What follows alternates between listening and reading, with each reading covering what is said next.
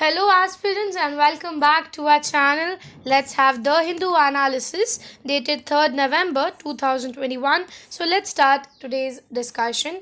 The first article is related to the COP meeting, one of the decisions taken by US and EU plan, that is, world's leader pledged to save forest, cut methane emission.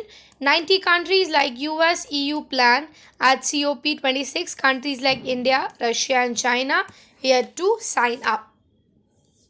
Now in this article, basically a plan, we can say a plan to cut methane or the emission carbon and emission was made, and more than 90 countries have supported that plan कि they will help them.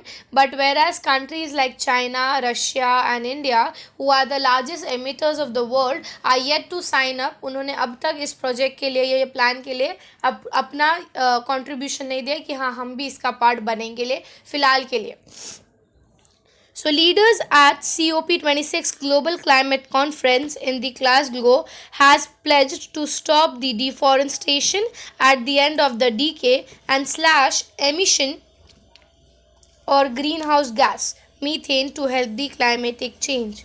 So, methane का जो जितना methane हम produce करते हैं या जितना carbon या आप ले लो ग्रीन हाउस गैस जितना प्रोड्यूस करते हैं, उसको इस 10 साल एक डीके के अंदर कट डाउन करने की बात की है मोस्ट ऑफ द कंट्रीज़ ने.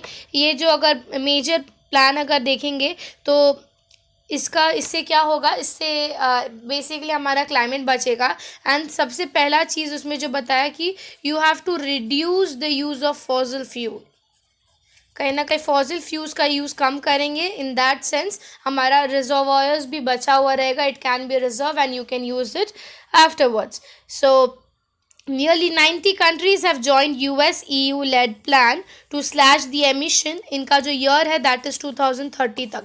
2030 तक उनका प्लान है कि they have to cut down the use of methane या एमिशन बाय 30%.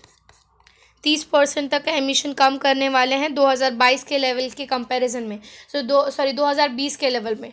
2020 जो है उनका बेस ईयर है, उसके कंपैरिजन में 30% का जो एमिशन है उसको रिड्यूस उनको करना है. The global methane pledge, first announced in September, now covers the 2/3 of the global economy. Why? Because 90 countries have supported it and they stated that they will work on it. Whereas countries like China, Russia and India have not signed yet. ठीक है. दूसरी चीज़ में बताई है that is 19 billion for forest. So in 2020 the world lost approximately 258,000 forest areas. ठीक है. और WWF के एस्टिमेशंस के हिसाब से ये भी बोला जाता है कि हम हर मिनट 27 जो फुटबॉल फील्ड जैसा साइज़, वैसे 27 फुटबॉल साइज फील्ड हम लोग हर एक मिनट में लूज़ कर रहे हैं. उतना डिफॉरेस्टेशन हम कर रहे हैं. So over the national leaders, 100 national leaders pledged to halt and reserve the afforestation or to reduce the deforestation, land degradation by the end of this decade. So this agreement was expanded in commitment of 40 countries. ठीक है. जब 2014 में ये project पहली बार आया था, तो जब 2014 में लाया गया उस टाइम पर 40 कंट्रीज़ ने सपोर्ट किया था उसको, ये कि हम लोग जो ग्लोबल वार्मिंग का डिग्री है उसको रिड्यूस करेंगे और जो डैमेज हो रहा है हमको एनवायरमेंटली उसको रिड्यूस करेंगे. और वो अभी बढ़ाकर इस 40 को ही 90 हो चुके हैं. 90 countries are supporting this plan. So अब तक मेजर जो हमारे एमिटर्स है इंडिया, रशिया, चाइना, उन्होंने नहीं किया है. लेट्स सी हम लोग कब इस प्लान को अपना अप्रूवल या कब हम साइन अप करेंगे इस प्लान के लिए. नेक्स्ट आर्टिकल हमारा बताता है DAC क्लियर्स अप्रूवल और clears proposal of worth 7,965 crore. Now ये article of state of art के नाम पे आप ले सकते हो. स्टेट ऑफ आर्ट के मतलब अगर आप स्टेट ऑफ आर्ट में कुछ लिखना चाहते हो तो उसमें ये इंक्लूड कर सकते हो, या फिर हम मेक इंडिया ये इनिशिएटिव में इसको कंसिडर कर सकते हैं. क्यों कर रहे हैं? क्योंकि हमारा जो DAC है that is the defence acquisition council, उन्होंने US के साथ एक डील साइन की थी जिसमें US जो है हमें कुछ अप्रॉक्सीमेटली मैकेनिज्म्स नेवल शिप और नेवल गन्स बना के देने वाला था. ठीक है। बट उस चीज़ को डीएसी ने कैंसिल कर कर उनको बोला कि ये प्रपोजल जो है अब इंडिया खुद बनाएगा। हमारा जो भेल है, जिसको भेल का full form basically Bharat heavy electronic limited, Bharat heavy electronic limited खुद इसे बनाएगा।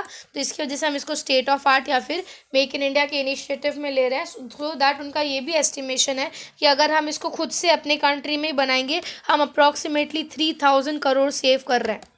और इस प्रोजेक्ट के लिए उन्होंने अभी अप्रूव किया है 7965 करोड़। सो अगर वही चीज़ यूएस बनाता तो इसमें आप ऐड कर दो 3000 करोड़ और उतना उनको जाता। और इसमें जो हमारा भेल कंपनी बनाने वाला है वो है सुपर रैपिड गन माउंट, जिसको जी रैपिड गन माउंट SRGMB कहा जाता है। So the Defense Acquisition Council, which met on Tuesday, cancelled a tender for procurement of naval guns from US and added the quantity of the existing upgraded Super Rapid Gun mount, begin manually manufactured by Bharat Heavy Electronic Limited. The council accorded the acceptance of necessity for the capital acquisition, and till now the modernization is approximately proposed by, कि अब तक इतना बोला कि खर्चा जो है हमारा 7965 करोड़ तक का जाएगा। और जो ये चीज़ किया गया है उसको मेक इन इंडिया इनिशिएटिव के अंदर डाला गया है, क्योंकि अगर वही चीज़ अगर हम यूएस को देते, यूएस को बनाने के लिए देते, तो 3000 करोड़ का एक्स्ट्रा खर्चा हमें पड़ता। ठीक है। अब इसके अंदर की अप्रूवल क्या है, हम डोमेस्टिकली 12, जैसे मैंने आपको बोला कि this super rapid gun mount बनाएंगे। सुपर रैपिड गन माउंट में क्या क्या इंक्लूड हो रहा है, तो सबसे पहले जो चीज़ उसमें इंक्लूड होगा that is 12 light utility helicopter. ठीक है। ये जो 12 लाइट यूटिलिटी हेलीकॉप्टर है ये हमारा हिंदुस्तान एरोनॉटिक लिमिटेड बनाएगा। उसके बाद लैंक्स U2 फायर कंट्रोल, ये फायर कंट्रोल जो है भारत इलेक्ट्रॉनिक लिमिटेड बनाने वाला है। ठीक है। इसके वजह से ये जो बनाया जाएगा लाइंस करके, इससे क्या होगा, हमारा डिटेक्शन, हमारा ट्रैकिंग सिस्टम, और आप उसको कंसिडर कर सकते हो वॉरशिप और ये सब का अपग्रेडेशन है एक, जो कि हमारा ये बनाने वाला है, भारत इलेक्ट्रॉनिक लिमिटेड बनाएगा। ठीक है। So in November 2019 the US had approved the sale of 13 MK-45, India के पास अभी भी है ये। ठीक है। जो कि बनाने वाला था, पर उस टाइम पे हमने अप्रूवल दिया था कि ठीक है आप हमें ये बना के दीजिएगा, 2019 की बात है। पर वो चीज़ हमने बाद में कैंसिल कर दिया उस टेंडर को, बिकॉज हमारा जो एस्टिमेटेड अमाउंट था उससे 50% ज़्यादा अमाउंट वो चार्ज कर रहे थे, या फिर उससे ज़्यादा 50% लग रहा था उस पर। So the deal for which the contract negotiations were underway has been cancelled because the cost has gone over 50% from the estimated price, and there is a limited technology transfer according to the source. हमारा जो estimated price था उससे 50% extra price वो charge कर रहा था, या फिर वो प्राइस से 50% ज़्यादा बता रहे थे, जो कि हमारे लिए फ़िलहाल डिफ़िकल्ट है कि अगर हम उतना अमाउंट वहाँ लगाएंगे, क्योंकि बहुत सारे जगह पे, बहुत सारे सेक्शंस में इंडिया को अभी भी अब लाइक एस्टिमेटेड अमाउंट की ज़रूरत है। सो उस प्रोजेक्ट को कैंसिल कर दिया। और दूसरी चीज़ ये भी बोली गई कि जो डीएसी है, जो डीएसी का प्रपोजल है, it has brought a niche capabilities. ठीक है। नीशे कैपेबिलिटी क्यों बोला है, क्योंकि इसको अगर आप मैनुअली मतलब अगर खुद के कंट्री में बना रहे हो, मतलब you are making your warship very strong. Secondly proposing it make in India के इनिशिएटिव में है, आप खुद के कंट्री के डिज़ाइन पे फोकस कर रहे हो, खुद के कंट्री के डेवलपमेंट पे फोकस कर रहे हो, खुद के कंट्री के मैन्युफैक्चरिंग पे फोकस कर रहे हो। So therefore it has brought a niche capability in country like India. ठीक है। नीशे का मतलब कंफ्यूज मत होना, नीशे का सिंपल मतलब होता है कि लाइक बीइंग इन मुंबई, मेरे नीशे में क्या आएगा, दैट इज़ मरीन्स। ठीक है। मतलब मेरे हिसाब से, मेरे एक इंडिविजुअल के हिसाब से जो उनके एन्जॉयमेंट नहीं बोलेंगे, बट उनके सपोर्ट में, उनके फेवर में जो चीज़ें होती हैं, ठीक है, उसे हम नीशे बोलते हैं यूजुअली। सो इंडिया के लिए वो एक नीशे कैपेबिलिटी प्रूव कर रहे हैं। ठीक है। तो ये आर्टिकल आपको देखना है कि किस कंट्री को दिया गया था, क्यों बंद कर किया गया, अब उसमें क्या क्या बनने वाला है, कौन बना रहा है और किसने अप्रूवल दिया है, वो सब आपको ध्यान रहना चाहिए। ठीक है। Now will move to the next article. हमारा जो अगला आर्टिकल है वो हमें बता रहा है India to help the countries to prone the climate change. अब इसके बारे में अगर मैं बताऊं तो हमने जो पहला आर्टिकल पढ़ा था यहाँ पर, ये आर्टिकल में अगर आप नोटिस करोगे India to help small islands, ठीक है, ये मैं आपको बता दूं क्या है। कुछ कुछ ऐसे कंट्रीज़ है वर्ल्ड में which is purely an island country. जैसे कि अगर मैं आपको बात करूं मालदीव्स, प्रॉपर आइलैंड्स है, ठीक है। मालदीव्स को छोड़कर ऐसे जैसे जमाइका हो गया, that is also island. Then Fiji हो गया, ये प्रॉपर क्या है, एक आइलैंड कंट्री। बांग्लादेश आप आइलैंड कंट्री कंसिडर कर सकते हो। हुआ क्या था, ये जो COP की मीटिंग हुई थी अभी, COP 26 की मीटिंग, इस मीटिंग में ये जो कंट्रीज़ के लीडर्स आए थे उन्होंने अपनी स्पीच में ये चीज़ बोला कि कहीं ना कहीं आप लोगों के एक्टिविटीज़ के वजह से हमारा जो लिविंग है वो लाइफ एंड डेथ पे है। ऑब्वियसली अगर हम इंडिया जो है लैंड कंट्री है, ठीक है, हमारा जो आजू सिर्फ दो तरफ से पानी है, वेरस ये सब कंट्रीज जो है ये सब प्रॉपर पानी के बीच में। अगर टेम्परेचर बढ़ा तो बर्फ़ पिघलेगा, बर्फ़ पिघलेगा तो पानी की लेवल बढ़ेगी, पानी की लेवल बढ़ेगी, डायरेक्टली ये पूरा एरिया पानी के अंदर उसका ह्यूमिंग मतलब उसका लाइफ लेके जाएगा, उसका बायोलॉजिकल एग्जिस्टेंस लेके जाएगा, उसका इकोलॉजिकल इम्पोर्टेंस लेके जाएगा, सब कुछ लेकर वो पानी में चला जाएगा। One of the leader in this meeting stated that आपके एक्टिविटीज़ के हिसाब से हमारा जीना और मरना डिपेंड करता है। उन्होंने ओपन वे में ये चीज़ बोला कि आप लोग को अपने इनिशिएटिव्स कुछ लेने पड़ेंगे तब जाके हम लोग की जान बच सकेगी। So please think before you do any activity and help us so that we can survive, ठीक है। क्योंकि अब तो वो अपने आइलैंड को कहीं घसका नहीं सकते या फिर अपने आइलैंड को किसी भी तरह से लैंड बाउंडेड नहीं बना सकते, उसका वो जोग्राफिकल फीचर ही है। कहीं ना कहीं हमारे वर्ल्ड जो लैंड कंट्रीज़ है उन पर डिपेंड करता है कि वो क्या एक्टिविटीज़ लेंगे, जिसके वजह से इंडिया ने प्लेज किया है कि ऐसे सब कंट्रीज़ को मदद किया जाएगा, मदद करेंगे UK के साथ। अब तक ये जो प्रोजेक्ट है ये इंडिया और UK का प्रोजेक्ट है, इसमें क्या क्या होने वाला है मैं हम लोग इस आर्टिकल में देखेंगे कि ये प्रोजेक्ट इसके बारे में बात कर रहा है। India on Tuesday launched an ambitious initiative for developing the infrastructure में भी क्या होगा मैं आपको बता दूंगी। For the island countries to give a new confidence for to the countries who are more vulnerable for this climatic change which has become a threat to such countries, ठीक है। क्लाइमेटिक चेंज एक threat बन चुका है क्योंकि उनको डर है कभी भी वो पानी के नीचे जा सकते हैं, कभी भी उनका एक पार्ट डूब सकता है। जैसे कि अगर इंडिया की बात करें, इंडिया में मुंबई अगर आप नोटिस करोगे कि अगर आप मुंबई की हिस्ट्री पढ़ोगे आपको पता चलेगा मुंबई जो एरिया है, ठीक है, उधर पहले 7 ऐसे आइलैंड्स थे थोड़े थोड़े डिस्टेंस पे, और ये 7 आइलैंड्स के ऊपर सीमेंट के डिपोजिशंस भर भर के कंक्रीट कर करके ये मुंबई की ज़मीन बनाई है, ठीक है। लैंड जो अगर आप सी लेवल बढ़ाओगे तो मुंबई के लिए भी दिक्कत है क्योंकि मुंबई नेचुरली बिल्ड नहीं है, वो मैन मेड की तरफ से बिल्ड किया गया है। सिमिलरली वो भी हम ज़मीन पर है तभी भी, ये सब तो आइलैंड डायरेक्ट पानी के बीच में, anything can happen to them.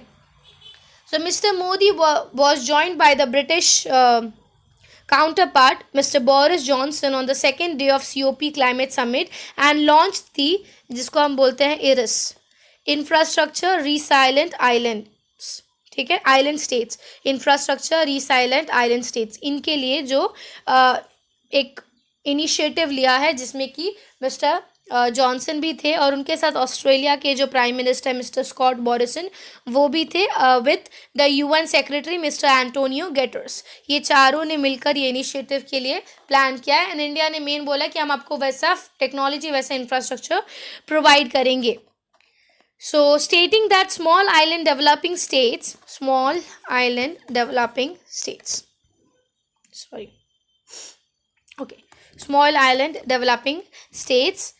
have faced the biggest threat from the climate change according to Mr. Narendra Modi, and it was a matter of life and death for them, and therefore Mr. Modi has congratulated the coalition for disaster resilient infrastructure, ठीक है, disaster resilient infrastructure, ठीक है। So coalition for disaster resilient infrastructure, ये जो plan है ये इन लोग ने बनाया है। ये इनिशिएटिव जो है इट विल अभी इंडिया के हिसाब से इंडिया क्या हेल्प कर रहा है, नरेंद्र मोदी हमारे जो पीएम है जब वो मीट में गए थे तो उन्होंने क्या प्रोमिस किया। तो सबसे पहला उन्होंने प्रॉमिस किया कि जितने भी पैसिफिक आइलैंड्स हैं, जितने भी पैसिफिक कंट्रीज़ हैं, आइलैंड्स हैं, उनको जो है हम प्रॉपर टेक्नोलॉजी देंगे। कैसे देंगे? तो हमारे प्राइम मिनिस्टर ने वहाँ पे बोला इसरो जो है वो ऐसे एक स्पेशल डेटा विंडो बिल्ड कर रहा है जिसके वजह से आपको फर्दर आया हुआ साइक्लोन, कभी भी डिजास्टर, कुछ भी डिजास्टर को मॉनिटर करेगा, किसी भी तरह के साइक्लोन के बारे में आपको पहले अपडेशन हो जाएगा। जो कोरल लीफ है, ठीक है, वो जो कोरल लीफ वाले एरियाज हैं उसको मॉनिटर करेगा और उसी के साथ ये सब आपको सैटेलाइट के थ्रू आपको इन्फॉर्मेशन दे दिया जाएगा। So describing the launch of IRIS, a very important, Mr. Modi said that through this initiative, it will be easy for them to have a proper monitoring of all the things। इसमें जो है हमारे जो Britain के prime minister हैं उन्होंने भी बहुत ग्रेटफुलनेस दिखाया कि इंडिया के प्रेसिडेंट बहुत बड़ा इनिशिएटिव ले रहे हैं इसके साथ, इनके साथ काम करते हुए। और स्मॉल आइलैंड्स की बात करें तो ये जो नया इनिशिएटिव है ये आप कंसिडर कर सकते हो यूके, ऑस्ट्रेलिया, इंडिया और यूएन के, इन लोग के साथ किया गया है, जिसमें कि फिजी, जमाइका, मॉरिशियस, ये सब के लीडर्स आए थे। ये सारे आइलैंड कंट्रीज हैं। So India's council on economic environment and water welcome the launch of IRIS as a recognition for the severity of climate which can unravel the decades of development. अब शायद कितनों के दिमाग में ये भी आएगा कि अगर इसरो ऐसी चीज़ बना रहा है जिससे आपको पता चल जाता है पहले ही साइक्लोन आने वाला, तो इंडिया के लिए क्यों नहीं बनाता? ऐसी बात नहीं है, इंडिया के लिए भी ऐसे टेक्नोलॉजीज़ बनाए हैं। हमारा आईएमडी है, इंडियन मेट्रोलॉजिकल डिपार्टमेंट, वो हमें पहले ही बता देता है। जैसे अगर मैं आपको सबसे सिंपल एग्जाम्पल दूँ उड़ीसा का, ठीक है, Odisha is such a place जिसमें जून का फर्स्ट वीक आप कभी भी देखो 1 to लेके 7 या 10 तक के बीच में उसमें साइक्लोन आता ही आता है, बाढ़ आती है। तो पहले जब ऐसा सिचुएशन था कि जब इनको नहीं पता था ओडिशा का सिचुएशन, एक बार ऐसा हुआ कि ओडिशा में देयर वाज अप्रॉक्सीमेटली 500 to 1000 लोग सफ़र किए थे इस साइक्लोन के वजह से। उसकी अगले साल से ओडिशा गवर्नमेंट ने खुद को इतना स्टेबलाइज बना दिया, उन्होंने अपना रिलीफ फंड तैयार रखा, डिजास्टर मैनेजमेंट पूरा तैयार रखा कि जब अगले साल आया तो it affected the least people. जगह ज़रूर इफेक्ट हुई होगी बट लोगों को कभी तकलीफ नहीं हुआ। सो इंडिया अपने लेवल पे भी काम कर रहा है, ट्राई कर रहा है कि ये सब छोटी छोटी कंट्रीज़ को भी अपने तरफ से पूरी असिस्टेंस दे पाए। सो अगर इरिस करके कुछ चीज़ आया तो आपको याद रहना चाहिए इरिस है क्या, कौन सी कंट्रीज़ हैं, इंडिया क्या क्या चीज़ें प्रोवाइड कर रहा है उनको और कैसे मदद कर रहा है। तो ये जो छोटी मोटी चीज़ें हैं वो आपको थोड़ी सी ध्यान में रखनी चाहिए। Now will move to the next article. अगला आर्टिकल जो है ये भी हमारे फर्स्ट पेज पे आया था, one sun one world and one grid for seamless energy. ना आप नोटिस करोगे मोस्ट ऑफ जो द न्यूज़ है वो हमारे सीओपी को लेकर ही है, क्योंकि फिलहाल सीओपी ज़्यादा न्यूज़ में चल रहा है। अभी मीटिंग्स हुए हैं, सारे प्लान्स डिस्कस हुए हैं, नए इनिशिएटिव्स बने हैं। So one sun one world और वन ग्रिड के बारे में बात करें तो इसके बारे में हमने पहले भी देखा था, इसके बारे में थोड़ा इन डेप्थ अभी आया है कि over 80 countries endorse the initiatives by India and UK. ठीक है, सेकेंड डे ऑफ सीओपी के मीटिंग में इंडिया और यूके ने ये इनिशिएटिव लिया ताकि वो लोग सोलर एनर्जी को ज़्यादा यूज़ करें या सोलर एनर्जी को टैप कर सारे ही मतलब कंट्रीज़ या बॉर्डर्स को उसका बेनिफिट्स या फिर उनका यूसेज बता सके। So it includes the group of government call green grid initiative, जिसका है one sun one world and one grid. ठीक है, and it was announce on the second day by the host countries, UK के prime minister और India के prime minister mister Narendra Modi दोनों ने मिलकर इसके बारे में बताया था। और हमारे जो यूएस के prime minister mister Joy Biden, फिर हमारे अलग अलग प्राइम मिनिस्टर 80 कंट्रीज़ के लीडर्स जो हैं इसके लिए माने हैं कि वी विल यूज़ दिस। तो इसमें मेन क्या पार्ट है, मेन फीचर क्या है, that is the clean energy. All the energies humanity uses in a year is equal to the energy that reaches to the earth from the sun in a single hour. The sun never sets Every hour, half of the planet is bathed in sunshine by trading sun energy, wind energy across the borders, and we can deliver more than enough clean energy to meet the needs of everyone's earth. So one grid जो है ये proper solar energy के बारे में बात कर रहा है. उन्होंने ये बोला कि सन एक ऐसा एलिमेंट है हमारे अर्थ के लिए जो कि कभी भी सेट नहीं होता है. अगर हमारे इधर सेट है तो दूसरे एरिया में उनको वो सनशाइन देता है. सो क्यों नहीं, जो हमें इतनी बेनिफिशियली चीज़ें मिली, इतने वास्ट अमाउंट में मिली, उसी को यूज़ करके उसका प्रॉपर यूसेज करें. तो उन्होंने वही बोला, one sun one world one grid. तो ये सन से और ओवर द वन हम जो सोलर पैनल्स या सोलर एनर्जी को यूज़ करने का टेक्निक बनाएंगे. Mister Modi said that gathering the Indian ISRO has developed an application. ठीक है, it has developed an application that could compute the potential solar energy at a point on the earth and help to decide that it will be suitable for the installation or not. So इसके इस through क्या होता है कि आपको पता चलेगा यहाँ पर अगर आप इंस्टॉल कर पा रहे हो कि नहीं, यहाँ पे सोलर पैनल की फंक्शनिंग उतनी अच्छी होगी कि नहीं, ये सारी चीज़ें आपको इसरो बता रहा है इंडिया के हिसाब से. मेंबर ऑफ द ग्रुप्स की अगर हम बात करें, सो मिनिस्ट्रियल स्टीयरिंग ग्रुप्स जो हैं जिसमें कि फ्रांस, इंडिया, यूके, यूएस, ये सब रिप्रेजेंटेटिव, उसके साथ ही Africa, the Gulf countries, the Latin America, southern Asias, ये सब लोगों ने अकम्पनी किया है कि हम ये ग्रिड पॉलिसी या ग्रिड इनिशिएटिव को सपोर्ट करेंगे. जर्मनी की बात करें तो ये COP26 में first time Germany as a observer country attend किया था. ठीक है, क्योंकि रिसेंटली जर्मनी में थोड़ा सा केओस हो गया था पोस्ट इलेक्शन के बाद. तो it was the first meeting that they attend as a observer and they were also ready to support this. So the Green Grid Initiative Working Group, made up of the national and international agencies, have already been established for Africans and for the Asian Pacific regions. Their membership includes not mainly the multilateral development. ठीक है, इसमें हमारा जो African development bank है, Asian development bank है, world bank है, ये लोग भी सपोर्ट कर रहे हैं. जो भी इकोनॉमिक सपोर्ट या जो भी उनको स्ट्रेटेजिक या प्लानिंग सपोर्ट चाहिए होगा तो they will also help the countries. So it is a good initiative. अगर हम ज़्यादा सोलर पैनल्स लगाएंगे, ज़्यादा ग्रिड एनर्जी यूज़ करेंगे तो हम हमारा नेचुरल एनर्जी सेव करेंगे. नेचुरल एनर्जी सेव करना मतलब हमारा जो कार्बन एमिशंस है उसको थोड़ा कम करना, कार्बन न्यूट्रलिटी गेन करना और एनवायरनमेंट को बचाना. ठीक है, so now will move to the next article. अगला आर्टिकल जो है, India's climate commitment are bold but meeting them will be a challenge, says an expert. कल के आर्टिकल में हमने देखा था, कल इंडिया ने बोला कि हम 2070 तक कार्बन न्यूट्रल होंगे, 2030 तक हम ट्राई करेंगे कि 50% ऑफ द रिन्यूएबल एनर्जीज़ को हम यूज़ करें, 50% हम प्रॉपर जो है हमारे सोलर और ये सब पे डिपेंडेंट हो.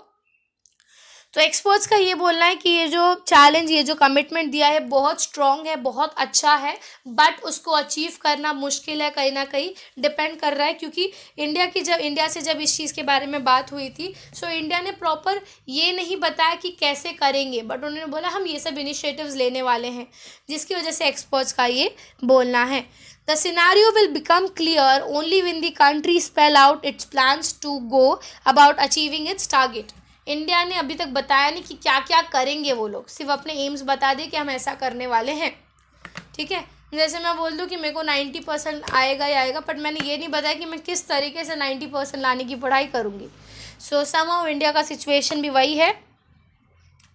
India's headline announcement at COP26 to become carbon neutral by 2017 was suggested has committed and decisive actions to run away the greenhouse gas emission for the mid-century. The document spell out the minutes of how it will explain. So India का ये चीज़ एक question पूछा गया कि आप उसको करोगे कैसे अचीव. दूसरी बात, इंडिया का जो 5-fold प्लान है जिसमें मिस्टर नरेंद्र मोदी ने संडे को बोला कि हम इंडिया में जो नॉन फॉसिल एनर्जीज़ हैं उसको रीच करेंगे by 500 gigawatt of energy by 2030. ये हमने पहले भी देखा है, 2030 तक उनका प्लान है कि हम 500 गीगावाट ऑफ एनर्जी रीच करेंगे, जिसके वजह से हम 50% ऑफ एनर्जी जो हमारा प्रॉपरली सिर्फ इस पर हमारे सोलर्स पे डिपेंड करेगा. पीकिंग ईयर अगर हम बात करें, however achieving the net zero by a specific date means a specific year, though there is no clarity yet about government experts to run about the bracelets date. उन्होंने properly year नहीं बताया कि किस year में वो लोग या किस ईयर को वो लोग पिकिंग ईयर बनाएंगे। अब जैसे वो लोग बोल रहे हैं कि 2030 तक हम 50% लाएंगे, बट 2030 तक आप कितना परसेंट ऑफ एमिशन रिड्यूस करोगे वो तो बताओ। ठीक है, एक एस्टिमेशन बताओ, एक प्रॉपर डेटा तो बताओ। तो ईयर के हिसाब से डेटाज उन्होंने क्लियरली अभी तक नहीं बताए हैं। ठीक है, diplomatic compulsions like forced India to announce net zero date as it was the only one among the major economics not to have a specific date। हमने ये परसों भी देखा था कि इंडिया इकलौती कंट्री थी जिसने डेट टाइम बॉन्ड नहीं यूज़ किया था, बोला था हम टाइम बॉन्ड नहीं रहेंगे, but because of the pressure हम बोल सकते हैं उन्होंने ये चीज़ एक्सेप्ट किया। There is no clarity on how many of the announce targets are uncondition and how many can be condition. So ये एक बहुत बड़ा क्वेश्चन उठता है कि इंडिया कैसे अचीव करेगा इसको, इंडिया किस तरीके की वर्किंग करेगा, सिर्फ सोलर ग्रिड्स लगाना या और क्या क्या इनिशिएटिव लेगा तब जाके हमारा 50% हम प्रॉपर रिन्यूएबल एनर्जी पे आएंगे। सो वो प्लान बताना ज़रूरी है, तब जाके हम एक अजम्पशन लगा सकते हैं, एक हाइपोथेसिस बना सकते हैं कि हमारा ये प्लान सक्सेसफुल होगा कि नहीं होगा। सो ये क्वेश्चन हमारे एक्सपर्ट्स ने बोला था। अब will move to the next article. So the GOP senator support CAATSA waiver for India. अब इसके बारे में भी अगर हम बात करें तो मैंने आप लोगों को बताया था कि काटसा जो है, ठीक है, काटसा के रिलेटेड एक क्वेश्चन उठा था कि काटसा ने कुछ कुछ कंट्रीज़ को, जैसे कि ईरान, नॉर्थ कोरिया और रशिया, ये 3 ऐसे कंट्रीज़ हैं जिनको काटसा एक्ट के अंदर ढाला है। उसी के साथ उन्होंने शायद टर्की को ये बोला था कि उनको वार्निंग दिया था कि अगर आप रशिया के साथ डील साइन कर रहे हो तो हम आपको भी डाल देंगे, इनको वार्निंग दिया था, पर इंडिया को नहीं दिया था। या ये क्वेश्चन था कि इंडिया को भी वो लोग कहीं ये काटसा एक्ट में ना डाल दें। काटसा का सिंपल मतलब है कि अगर आप मेरे दोस्त हो तो आप किसी और कंट्री के साथ, जिस कंट्री को मैंने इस लिस्ट में डाला है उसके साथ ट्रेड नहीं कर सकते, उससे कोई प्रोक्योरमेंट नहीं कर सकते। मैंने आपको जैसे बताया कि उन्होंने रशिया को इसके अंदर डाला था।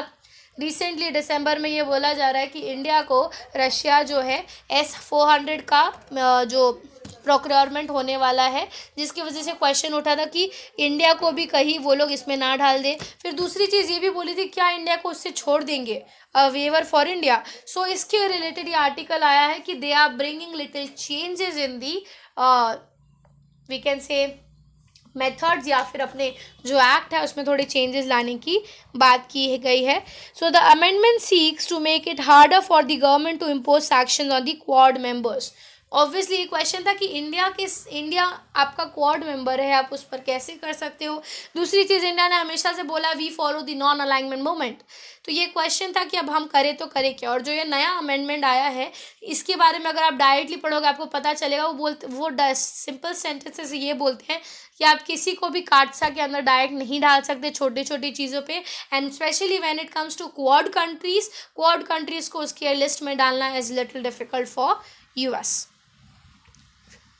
So, the 3 Republic senators have introduced the amendment to the National Defense Authorization Act. So, ये जो National Defense Authorization Act है इसी के अंडर काटसा लाया था उन लोग ने।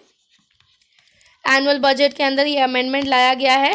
The move comes as India is expected to take the S-400 missile delivery from Russia Moscow possibly this month और the next, potentially attracting the sanction under US for countering America's adversary through Sanction Act, जिसको हम काटसा बोलते हैं। 2017 में ये act लाया था।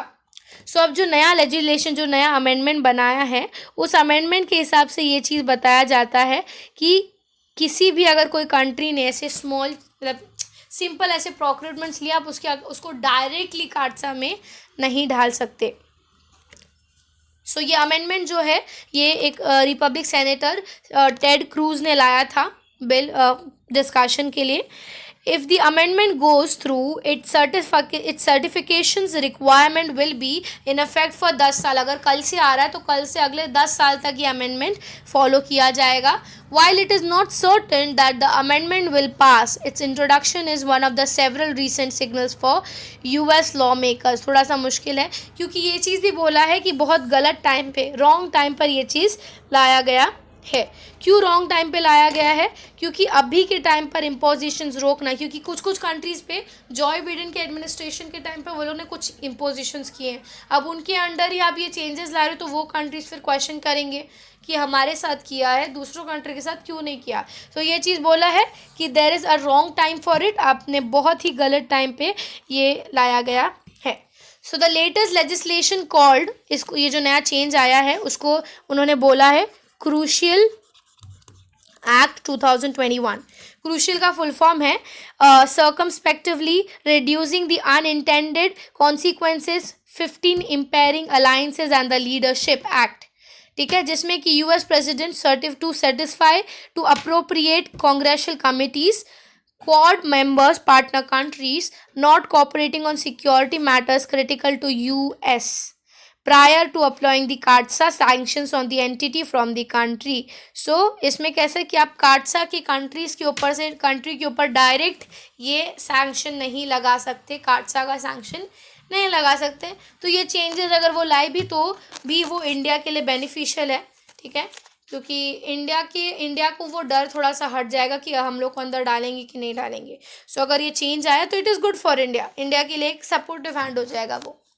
सो ये इस चेंज के बारे में था. सो आई होप सो आज का आर्टिकल आपको क्लियरली समझा होगा. If you like the video, do like and subscribe the channel. Thank you.